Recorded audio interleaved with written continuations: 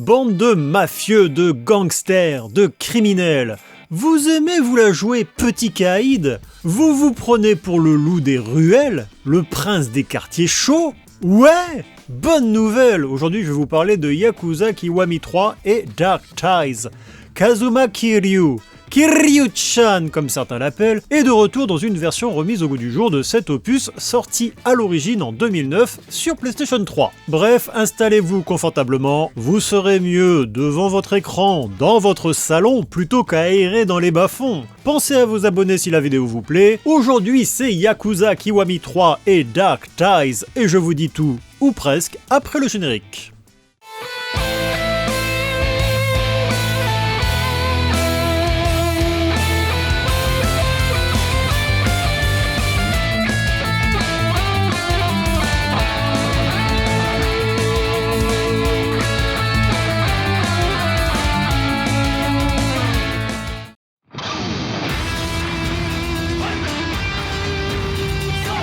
Je le disais avant le générique, je vais vous parler de Yakuza Kiwami 3 et Dark Ties et je vais vous dire tout ou presque, le ou presque à son importance. On est ici sur un remake et ce remake modifie certaines choses, notamment au niveau du scénario. Cela dit, n'ayant pas fait à l'heure actuelle la version originale de Yakuza 3, je me suis dit que j'allais simplement donner mon avis sur cette nouvelle version. Soyons honnêtes, certains d'entre vous, surtout les nouveaux venus, n'auront pas forcément la motivation de se lancer dans l'original. Et c'est normal, ces versions Kiwami sont là pour permettre aux nouveaux joueurs de découvrir la série. C'était particulièrement vrai pour Yakuza Kiwami et Kiwami 2, qui retravaillaient en profondeur Yakuza et Yakuza 2. Ces épisodes étaient sortis sur PlayStation 2 et les années n'ont pas été tendres avec eux. J'ai testé Yakuza 3 rapidement, environ 1 heure avant de me lancer dans le remake. En toute honnêteté, la version PlayStation 3 tient encore la route aujourd'hui. Mais quitte à choisir, Kiwami 3 est nettement plus flatteur pour la rétine.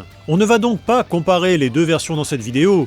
J'ai l'intention de jouer à Yakuza 3 après celle-ci et je reviendrai plus tard avec une vidéo dédiée aux différences. Je sais ce que vous allez me demander. Faut-il jouer à Yakuza et Yakuza 2 avant de se lancer dans le 3e épisode? Comme d'habitude, c'est préférable. Mais si vous n'en avez pas envie, Kiwami 3 propose des résumés. Le jeu a la bonne idée de les présenter sous forme de vidéos plutôt que de longs pavés de texte comme chez Falcom avec la série des Trays. Ça n'est pas idéal, mais ça fait le travail. Tu veux dire que lire c'est chiant? Non, mais mettre des visages sur des noms, c'est plus efficace. Je recommande quand même de faire au minimum le premier Yakuza, histoire de savoir qui est Kiryu Kazuma, d'où il vient et pourquoi il est aussi badass. Et si vous voulez les textes en français, privilégiez les versions PlayStation 5 ou Switch 2. Les événements de Kiwami 3 se déroulent en 2009, 3 ans après ceux du second opus. Kiryu a raccroché les gants et s'occupe désormais d'un orphelinat à Okinawa.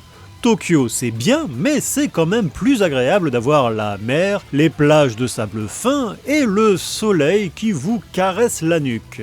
D'ailleurs, tu viens d'enchaîner Is This, Paranama Sight et Kiwami 3 qui se passent tous au bord de l'eau.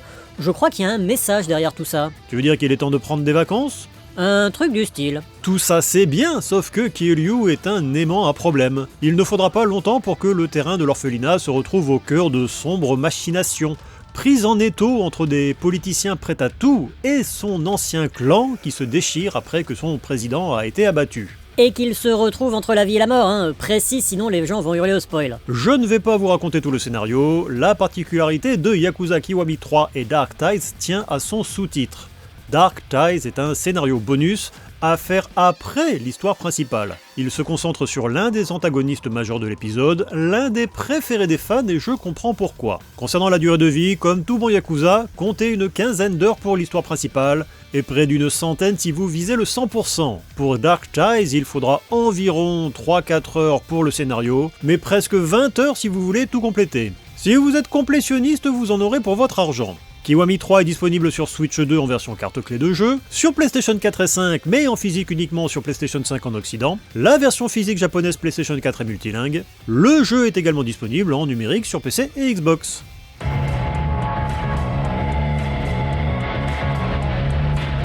Parlons du gameplay de Yakuza Kiwami 3 et Dark Ties. À la manière de certaines séries dont on parle sur la chaîne, il n'y a pas de grande différence d'un épisode à l'autre. On est sur un jeu d'action-aventure.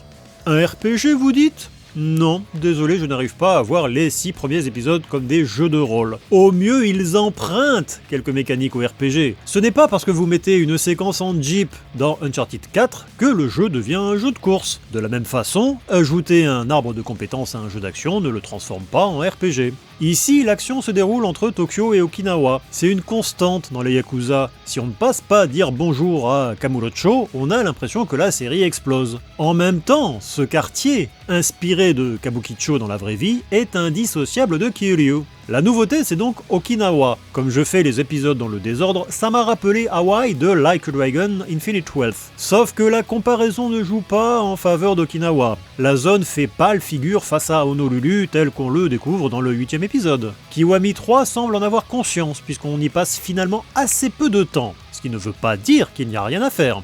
D'un côté, il y a l'orphelinat situé en bord de mer. Un paquet de mini-jeux vous y attend. Le but est d'aider Kiryu à se faire apprécier par les jeunes résidents. Cuisine, couture, jardinage, devoirs, il y a de quoi faire. C'est d'ailleurs assez mignon de voir notre Yakuza préféré broder des vêtements pour ses protégés. L'orphelinat est presque un jeu dans le jeu. Vous pouvez tisser des liens avec les habitants du coin, leur rendre service, et ils vous rendent l'appareil. On y passe peu de temps dans le cadre du scénario, mais pour les joueurs qui veulent s'investir, il y a largement de quoi faire. Le reste du temps, vous allez pouvoir explorer le centre-ville de Naha, la capitale de la préfecture d'Okinawa. Un dojo vous y attend, avec un nouveau style de combat, le style Ryokyu.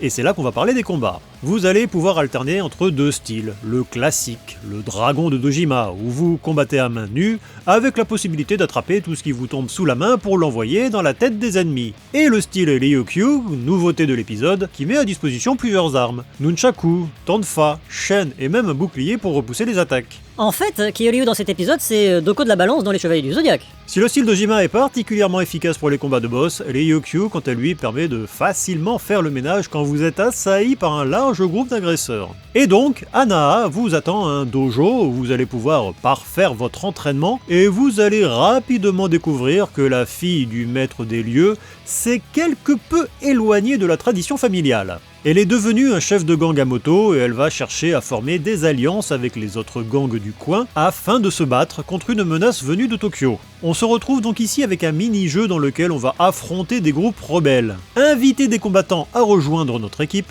et se lancer dans de grandes batailles dans de sombres entrepôts en roulant à fond la caisse. Sur le principe, ça rappelle pas mal la composition de l'équipage dans Pirate Yakuza in Hawaii, mais en version 2 roues. Ça c'est pour les gros ajouts de ce Kiwami 3. À côté de ça, on retrouve un paquet de mini-jeux que l'on a déjà eu la possibilité de croiser dans les autres épisodes. Que ce soit les habituelles bornes d'arcade qui vous attendent à Kamurocho, avec en bonus ici une Game Gear disponible à divers endroits qui vous permet de vous essayer à quelques classiques de la console. Vous allez également pouvoir jouer au bowling, au mahjong, vous allez évidemment pouvoir aller pousser la chansonnette au karaoké. Comme dans Infinite Wealth, il y a aussi un système de réseau social. Sauf qu'ici c'est un peu plus lourd, il faut appuyer sur R2, cibler un personnage, valider pour échanger une info. Honnêtement, j'ai vite laissé tomber, je ne sais même pas ce que ça rapporte vraiment. Une fois que vous avez terminé le scénario principal, Dark Ties vous attend. C'est un scénario bonus que j'ai trouvé très intéressant. Il se focalise sur 2 antagonistes principaux du 3e épisode, et si le scénario principal montre leur chute, ce scénario bonus, quant à lui, nous en dévoile plus sur leur ascension dans le monde de la pègre. On se retrouve alors avec un nouveau personnage qui ne se manie pas exactement comme Kiryu. Il a son propre style de combat, un style assez rapide, voire aérien, très agréable à prendre en main. Vous aurez ici un paquet de mini-jeux qui vous attendent.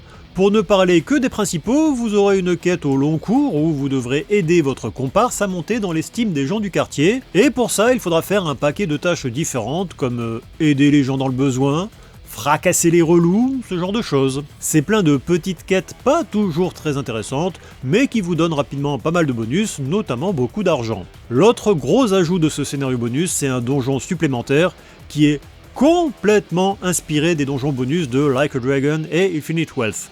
Des espèces de dungeon RPG. Ah, bah tu vois que c'est un RPG finalement. Oh, arrête. Des donjons dans lesquels vous allez devoir chercher votre chemin en tabassant un maximum de gens au passage.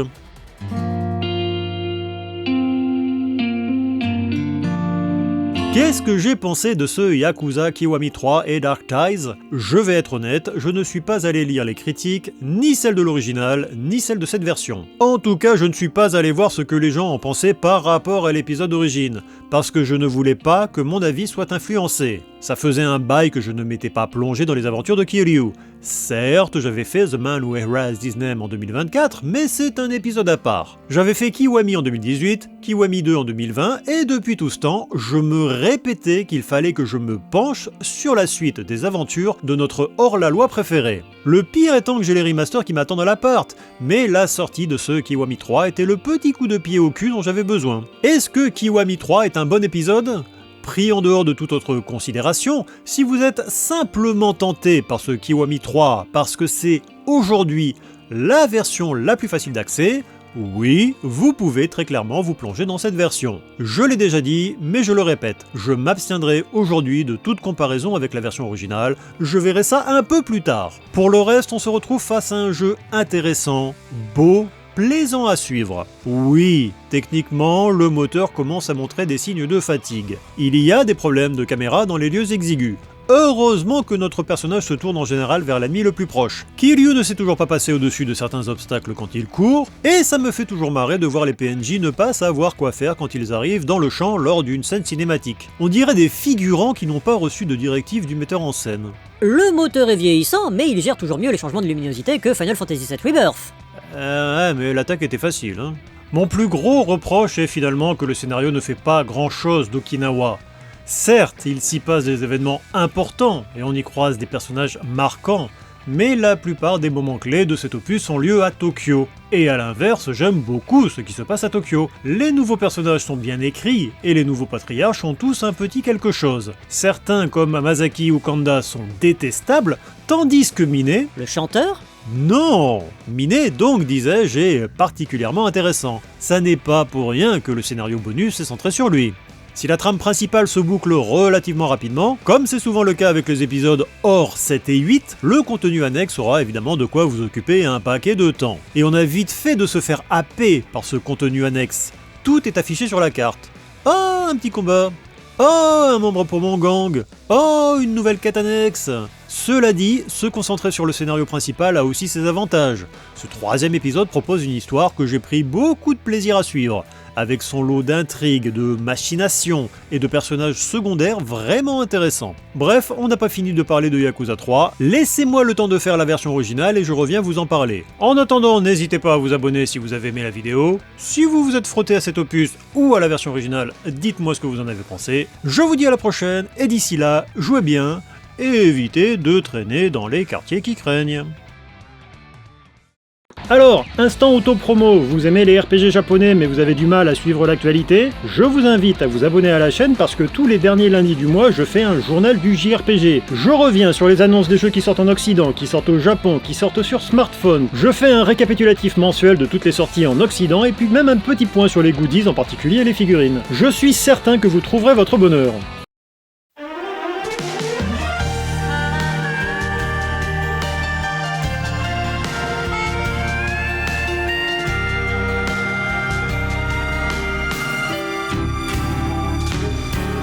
Baka mitai kodomo nano ne Yume wo aotte kizu tsuite Uso ga